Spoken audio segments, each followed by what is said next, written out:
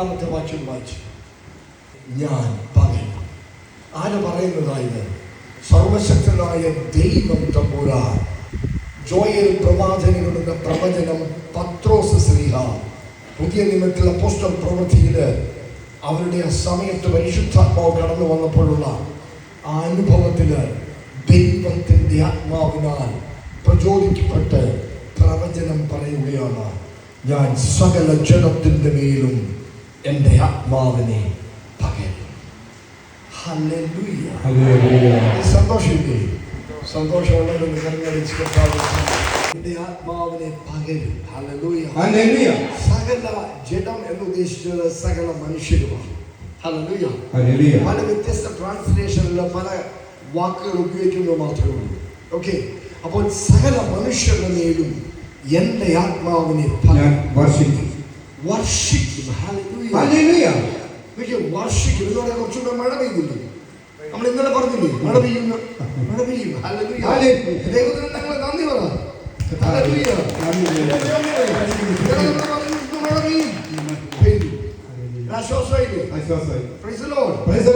രാത്രി മഴ പെയ്യാൻ വേണ്ടി പ്രാർത്ഥിക്കും. ആൾക്കാർ പ്രാർത്ഥിക്കാം. സകല ജഡത്തിന് മേലും അല്ലെങ്കിൽ സകല മനുഷ്യരുടെ മേലും എൻ്റെ ആത്മാവിനെ. ശ്രദ്ധിക്കുക, ഇവിടെ പറഞ്ഞിരിക്കുന്നത് എൻ്റെ ആത്മാവിനെ സകല ആത്മാവിനും ഞാൻ പകരും എന്നല്ല, സകല മനുഷ്യരിലും എന്ന് വെച്ചാൽ സകല ജഡത്തിന്റെ മേലും എൻ്റെ ആത്മാവിനെ പകരും എന്ന് വെച്ചാൽ പരിശുദ്ധാത്മാവ് നിന്റെ ശരീരത്തിൽ വന്നാൽ നിനക്ക് അനുഭവിക്കാൻ സാധിക്കും. പരിശുദ്ധാത്മാവിന്റെ ശക്തി, പരിശുദ്ധാത്മാവെന്ന വ്യക്തിയെ നിങ്ങൾക്ക് തൊട്ട് അനുഭവിക്കാൻ സാധിക്കും. ഭാര്യയും ഭർത്താക്കന്മാരും വന്നിട്ടുള്ളവരെന്ന് കൈവരിക്കാൻ പറ്റുമോ? സഹോദരൻ കെട്ടിപ്പിടിക്കുന്നതാണോ? നിങ്ങൾക്ക് പരസ്പരം സ്പർശിക്കാൻ പറ്റുമോ? ഇതുപോലെ പരിശുദ്ധാത്മാവ് നിന്റെ മേൽ വന്നാൽ നിനക്ക് അവരുമായിട്ട് സംസർഗം എന്ന് വെച്ചാൽ നിനക്ക് സ്പർശനമുണ്ടാകും. ആരുടെ? നിങ്ങൾ രണ്ടുപേരും അറിയുന്നുണ്ട് നിങ്ങളുടെ സാന്നിധ്യം, അല്ലേ? നിങ്ങളുടെ ഭാര്യയുടെ സാന്നിധ്യം നിങ്ങൾ അറിയുന്നു, നിങ്ങളുടെ ഭർത്താവിന്റെ സാന്നിധ്യം നിങ്ങൾ അറിയുന്നു. ഓക്കെ, ഇതിനും അപ്പുറത്താണ്. ശ്രദ്ധിക്കുക, നിങ്ങൾ ശരീരത്തിലാണ് സ്പർശിച്ചത്. പരിശുദ്ധാത്മാവ് വന്നാൽ നിങ്ങളുടെ ശരീരത്തിലും മനസ്സിലും ആത്മാവിലും സ്പർശിക്കും. എന്ന് വെച്ചാൽ ഫിസിക്കലി ശാരീരികമായിട്ട് പ്രവേശിക്കാം, നിങ്ങളുടെ ആത്മാവിലും പ്രവേശിക്കാം. അവന് തടസ്സമായത് ഒന്നും ഇല്ല. അതാണ് നമ്മൾ മനസ്സിലാക്കുന്നത്. അപ്പൊ ഇതുപോലെ ആയിരിക്കണം ഭാര്യ ഭർത്താവ്. നിങ്ങൾ ശാരീരികമായിട്ട് ജസ്റ്റ് ഫിസിക്കലായിട്ട് നിങ്ങൾ തൊട്ടെങ്കിലും നിങ്ങൾ മനസ്സ് ഒന്നായിരിക്കണം, ആത്മാവ് ഒന്നായിരിക്കണം. എന്തുകൊണ്ടാണ് ഈ ഡിവോഴ്സ് നടക്കുന്നത് അറിയോ? ഡിവോഴ്സ് നമുക്ക് മനസ്സിലായില്ലേ? വിവാഹമോചനം നടക്കുന്നതിന്റെ കണക്കിൽ പ്രകാരമല്ല, പരിശുദ്ധാത്മാവിന്റെ അരുളപ്പാട് കൊണ്ട് ഞാൻ നിങ്ങളോട് പറയുകയാണ്, വിവാഹമോചനം നടക്കുന്നതിന്റെ ഒരു 98% വ്യഭിചാരമാണ്. മനസ്സിലായോ? ഇതൊക്കെ പറയുമ്പോൾ ആൾക്കാർക്ക് ഇഷ്ടപ്പെടത്തില്ല. നിന്റെ മേൽ വന്നു കഴിഞ്ഞാൽ നീ വിശുദ്ധിയല്ലെങ്കിലും നിന്നെ വിശുദ്ധേവാക്കും. അതാണ് പരിശുദ്ധാത്മാവ്. ആത്മാവ് എന്നല്ല പറഞ്ഞത്, പരിശുദ്ധാത്മാവ്. അപ്പോൾ പരിശുദ്ധാത്മാവ് ഈ ജോസിന്റെ മേൽ വന്നാൽ, ജോസ് ഒരു പാവിയാണെങ്കിൽ അവൻ ഒരു വിശുദ്ധനായി മാറും. അതുകൊണ്ട് അവനെ സകല ജഡത്തിന് മേലും ഞാൻ എന്റെ ആത്മാവിനെ വർഷിക്കും.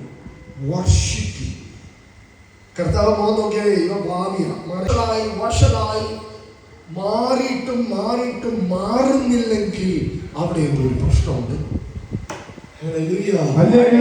ഒന്നെങ്കിൽ പിശാചിനറിയണം നിങ്ങളെ കൊണ്ട് ദൈവത്തിന് വലിയൊരു ഉദ്ദേശമുണ്ട്. ആ ഉദ്ദേശം തകർക്കുവാൻ വേണ്ടിയാണ് കുടുംബജീവിതത്തിന്റെ പ്രശ്നങ്ങൾ ആരംഭിക്കുന്നത്. ആ ഉദ്ദേശം പിശാച് നിങ്ങളിൽ നടത്തരുത്. എന്നെ കേൾക്കുന്നത് നിങ്ങളോടും കൂടിയാണ് പറയുന്നത്. ഭാര്യമാര് മാത്രം വന്നവരുണ്ട്, ഭർത്താക്കന്മാര് മാത്രം വന്നവരുണ്ട്, അവരോടും കൂടെയാ പറയുന്നത്.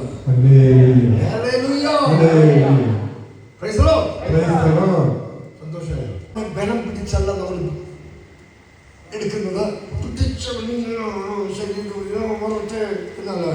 സിമ്പിളായിട്ട് നിന്റെ ആത്മാവിനെയും മനസ്സിനെയും നിന്റെ ദേഹിയെയും നിന്റെ ശരീരത്തെയും ഒന്ന് കീഴടക്കി കൊടുത്തേ. പരിശുദ്ധാത്മാവിന്റെ സന്നിധിയിൽ ഒന്ന് വിധേയപ്പെട്ടേ, ഒന്ന് കീഴടക്കുകയും ഒന്ന് കീഴടങ്ങിക്കൊടുത്തേ. ഇതാർക്കാണ് ഞാൻ വിട്ടുതരികയാണ്. Just touch me lord. ഞാനിത് പറയേണ്ട മാത്രമുള്ള കർത്താവിൽ നിന്ന് ഉറച്ചു കഴിഞ്ഞു. Just speak like that. ദൈവത്തിനോട് ഒന്ന് പ്രാർത്ഥിച്ച് ഇപ്പോൾ കൈവരിച്ച് ഇരിക്കുന്ന സ്ഥാനത്ത് പറഞ്ഞ്, പരിശുദ്ധാത്മാവേ,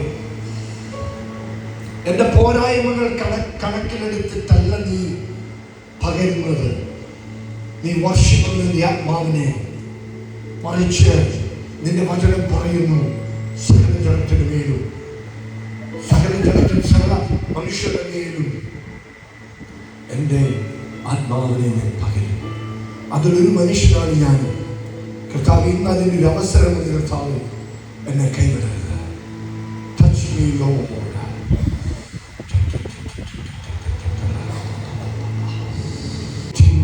Jesus, I feel the Holy Spirit is touching you. ഒരു വിൻഡ് പോലെ, ഒരു തിരമാല പോലെ നിന്നെ തൊടുകയാണ്. നിന്റെ ഹൃദയത്തിലേക്ക് കടന്നു വരാൻ ആഗ്രഹിക്കുന്നു. കർത്താവ് തൊട്ട് തലോടി കടന്നു പോകുന്നുണ്ട്. ഹല്ലേലൂയ.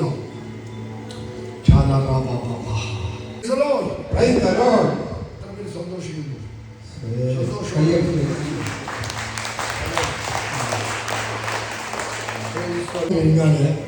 നമുക്ക് ഒരുപാട് പ്രത്യേകതകളുണ്ട്. പരിശുദ്ധാത്മാവ് വന്നു കഴിഞ്ഞാൽ ഒരുപാട് പ്രത്യേകതകളുണ്ട്.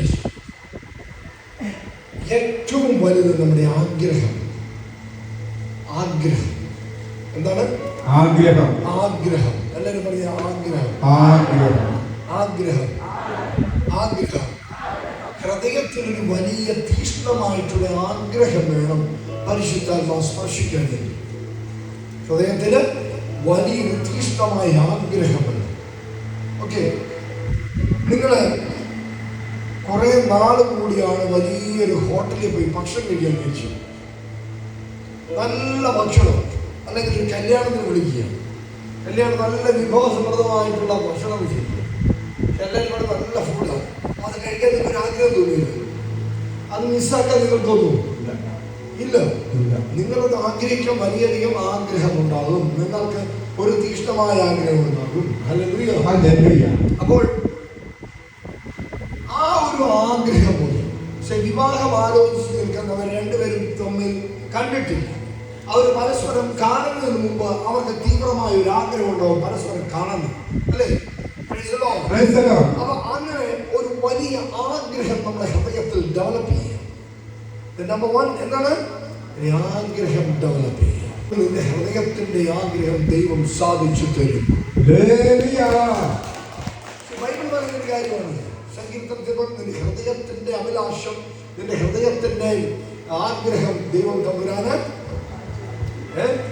സാധിച്ചു തരും. ഹല്ലേലൂയ. നിന്റെ ജീവിതത്തിന്റെ ഏറ്റവും വലിയ ആഗ്രഹം എന്താണ്? ഏറ്റവും വലിയൊരു ആഗ്രഹം വേണ്ടത് പരിശുദ്ധാത്മാവിനാണ് നിറയണം. അതിൽ കൂടുതൽ വേറെ ഒന്നുമില്ല.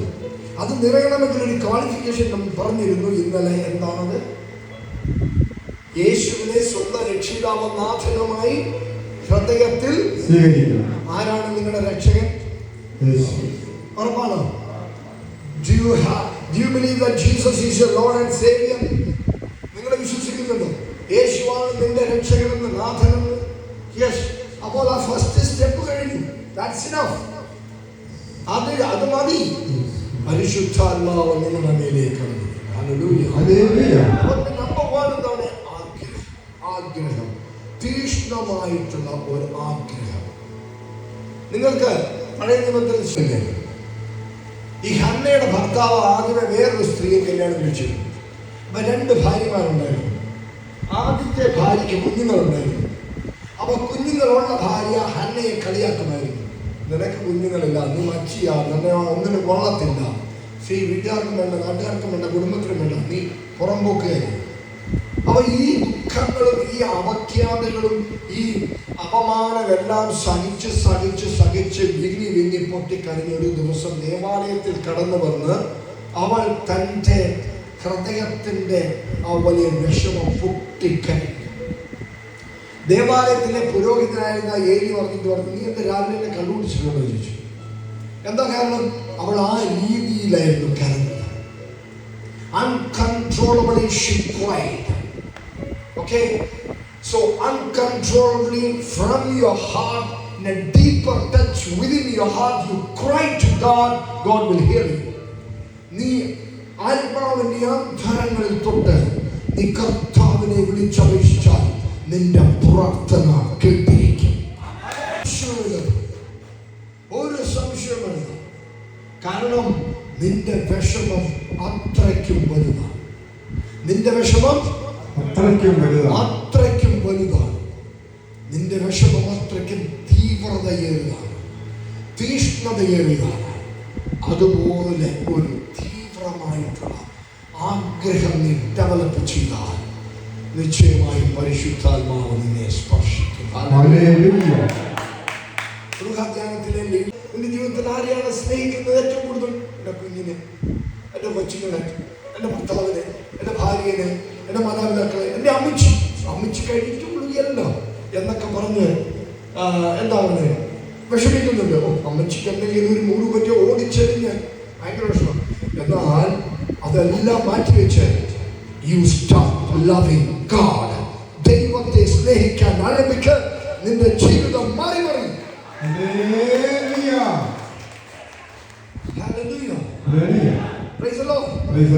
നാളെ 27-ാം തീയതിയാണ് ഈ ധ്യാനത്തിന്റെ ജീവിതത്തിൽ, ധ്യാനത്തിലുള്ള വ്യക്തി ജീവിതങ്ങളിൽ, ലീഡേഴ്സിന്റെ ജീവിതത്തിൽ, സംബന്ധിച്ചവരുടെ ജീവിതത്തിൽ ഒരു കാര്യം വെളിപ്പെടാൻ പോവുകയാണ്.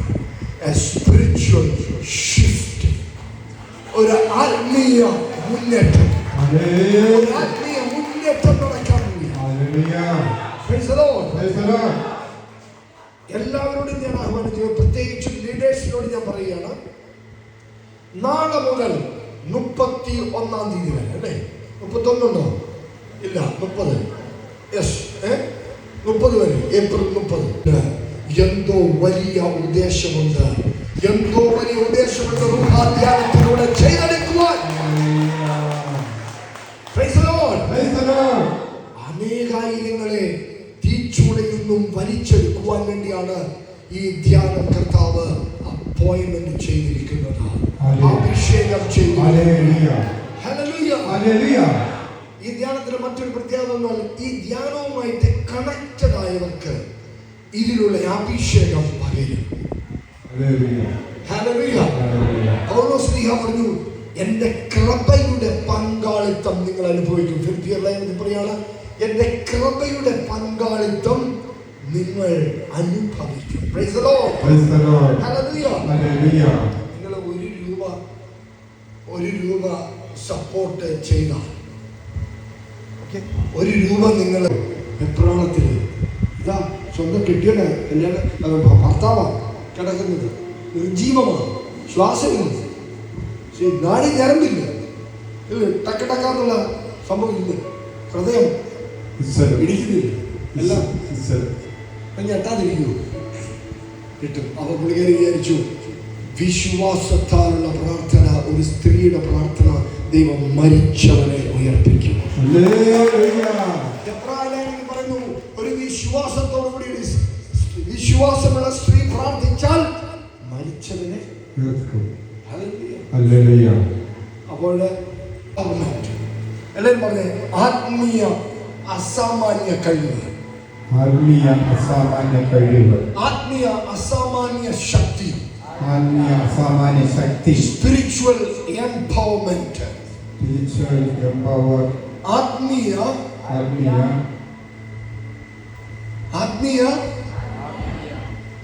ബാക്കി എന്താ പറഞ്ഞത്? നിങ്ങൾ ഓർമ്മിക്കുന്നില്ലേ? എന്താ ഞാൻ പറഞ്ഞേ? അസാധാരണമായ ശക്തി. എല്ലാവരും പറഞ്ഞേ, അസാധാരണമായ ശക്തി. അസാധാരണമായ ശക്തി. ആത്മീയ അസാധാരണ ശക്തി എന്നിലേക്ക് ഇന്ന് ദൈവം പകരും. ഇന്ന് ദൈവം പകരും. പറഞ്ഞേ, നിങ്ങൾ എന്താ പറ? ഇന്ന് പകരും. അസാമാന്യമായ ദൈവശക്തി എന്റെ ആത്മാവിലേക്കോ എന്റെ മനസ്സിലേക്കോ